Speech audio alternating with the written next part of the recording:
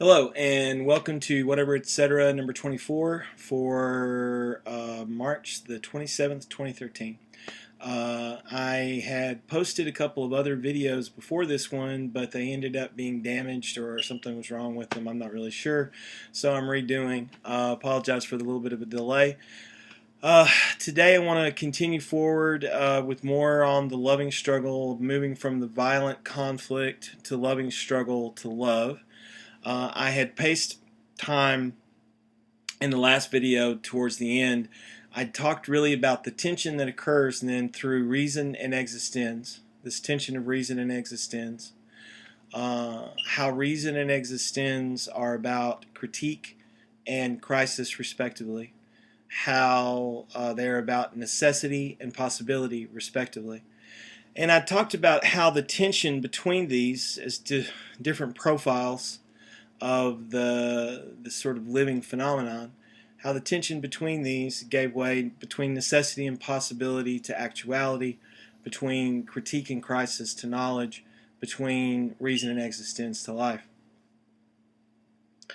That tension, I want to talk about that tension as a kind of traction. And traction comes to us by way of Latin, tragere. It means to draw, to pull, to drag. Okay. As far as we can tell, it comes from an Indo-European root drag, from which we get the word drag and draw. So when you talk about traction, you're actually talking about the place where you have the foothold to pull something out or to drag something out. So moving into that place of tension between reason and existence, critique and crisis, necessity and possibility, the actuality, the actual knowledge of life. This is attraction. This is a place where we begin to pull away from the violent conflict and to sort of drag ourselves out of our seclusion into communication, into an open exchange with others. When you think about the aggressive structures that have been put in place that make us feel secure, that make us have some level of satisfaction, those aggressive superstructures, and we can kind of talk about that aggressive superstructure as just concentrating on reason, just concentrating on critique, just concentrating on necessity. Now, in that level of critique, the aggressive structure leads to a level of self-doubt and doubt that that can become pernicious, right? You have no confidence to act, which is why you become submissive. You have no confidence to care, which is why you become oppressive. But everybody suffers inside of that one-sidedness. Now, on the other hand, however, we don't want to go the other direction. We don't want to flip the pole and then end up with this notion of, well, then it's all just about existence, crisis, and possibility, because then you can't make any decisions in a completely different kind of way, right? In the first one, decision is put out of your hands and is given to the powerful. You may see yourself as powerless, or you may see yourself merely as an extension of the powerful.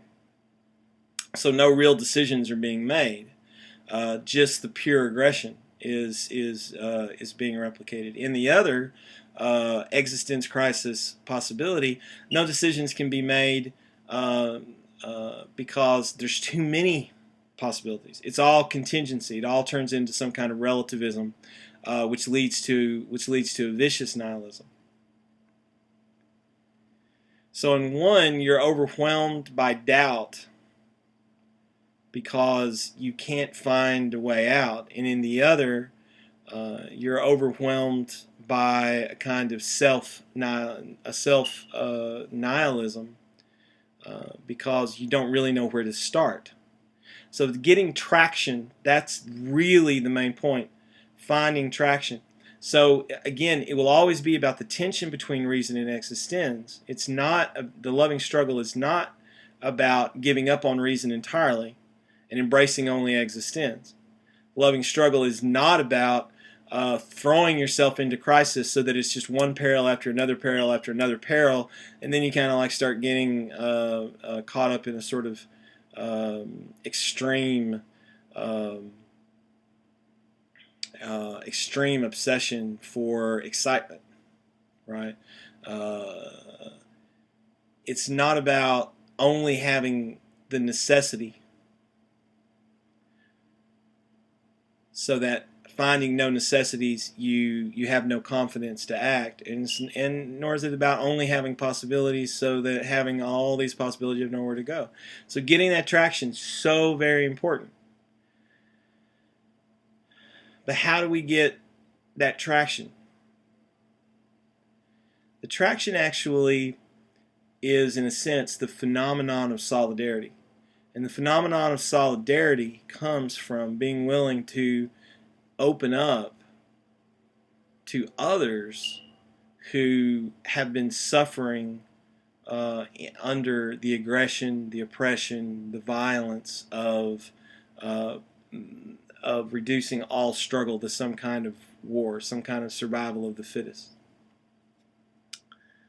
some kind of by all means necessary. Everybody is going through some kind of crisis on a fairly regular basis. Everybody is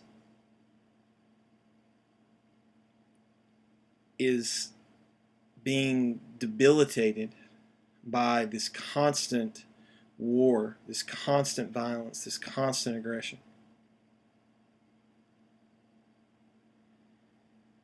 The solidarity that I'm talking about comes in recognizing how every one of us, in some fashion, is under the boot of oppression.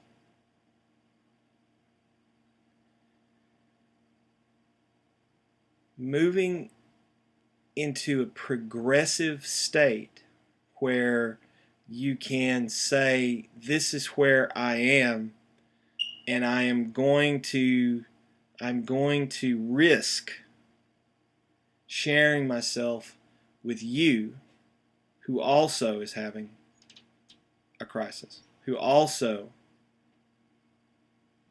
is kind of lost in a sea of, well, what are the other possibilities, or is kind of blinded to the other opportunities.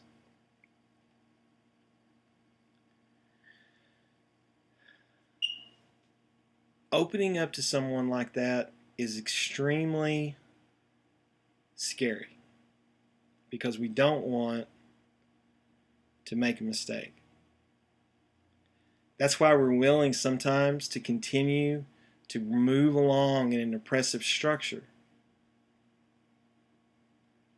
because we're used to it. It's better to at least do the oppressive structure than to really possibly come up with some kind of a praxis that would change everything.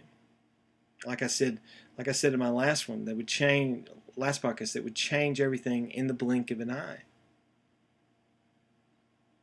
That would be a catalyst for metamorphosis.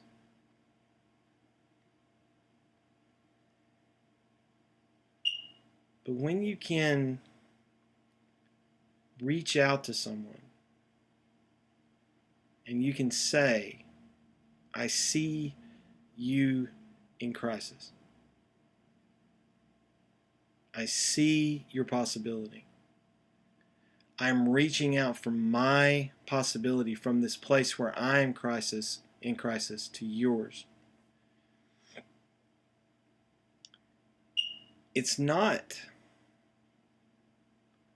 going to be a moment of sudden realization. Oh, I found the other. I found the one who understands me.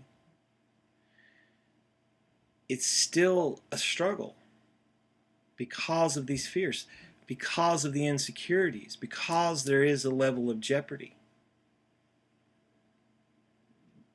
And there's so many ways that we could quickly slip back away from gaining any traction, right?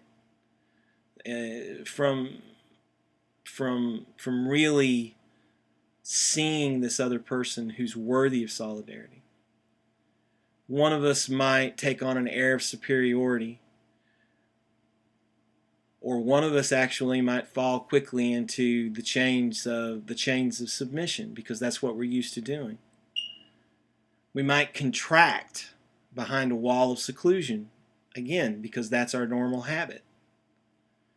It could be in the hegemony of objectivity, in the superstructure of trying to make everything objective so that no judgment is necessary. We may fall back into talking objectively instead of from our crisis, instead of from our possibility, instead of from our subjectivity.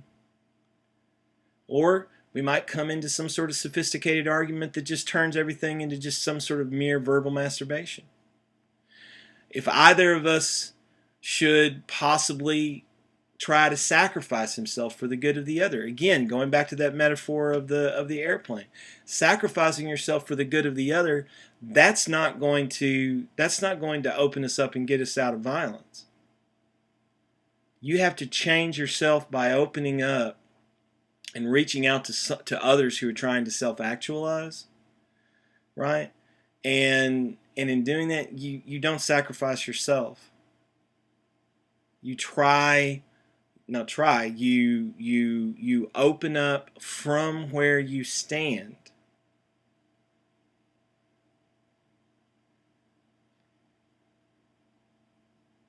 And you reject the normal formal conventions of I and you to embrace the more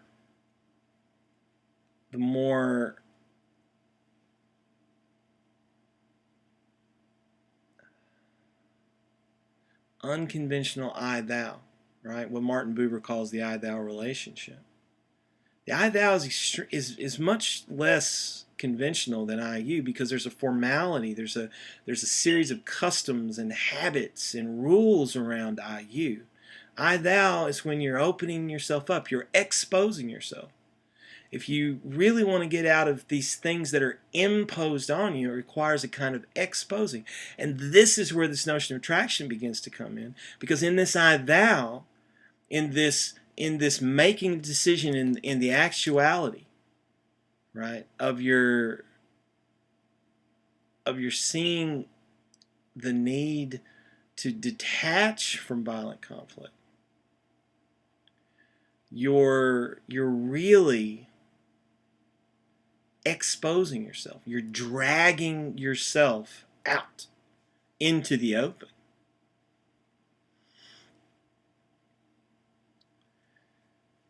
Now,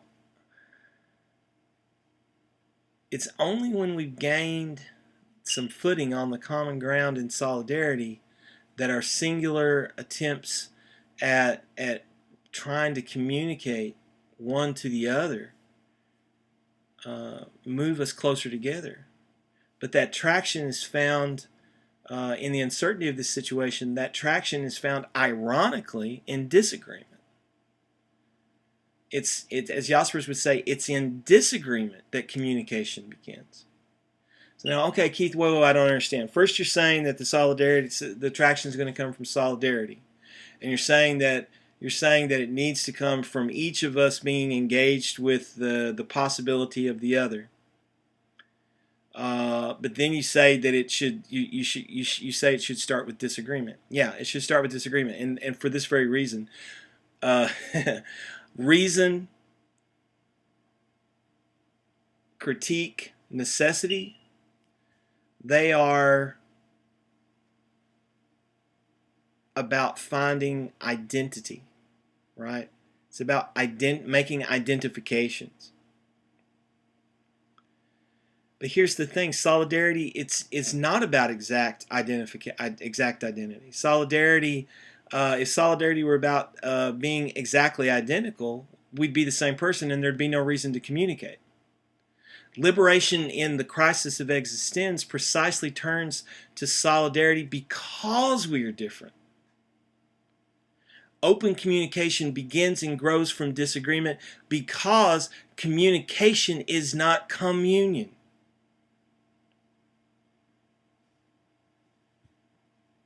Because communication is not communion. The tool of oppression, when we are vulnerable in crisis, is to seek after making us integrated. It's to reintegrate us. It's to seek after making us incorporated into the mass. It's to reincorporate us. It's to align us again with everyone else. It's realignment. It's to make us adapt to the structure as it is. It's readaptation. It is reintegration, reincorporation, realignment, readaptation back into the very structures that are often the biggest cause of why we're in crisis.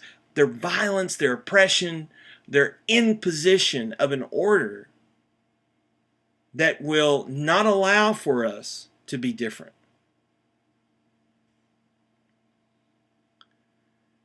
In reaching out to each other, we do not seek to impose the operations of oppression, but rather to expose our very being. To come together by communication, to achieve companionship, conviviality. This is about a symphony of exchange. Finding that moment of traction in opening up to each other, where our disagreements begin to show us how in our difference we are overcoming the oppressive structures that have been imposed upon us. I'll continue from there and do a little more with some Paulo Freire and some Karl Jaspers. Thank you very much for your patience and for listening. And if you have any questions, please post them on Facebook or my blog, or respond to to this podcast. I appreciate your attention. Namaste.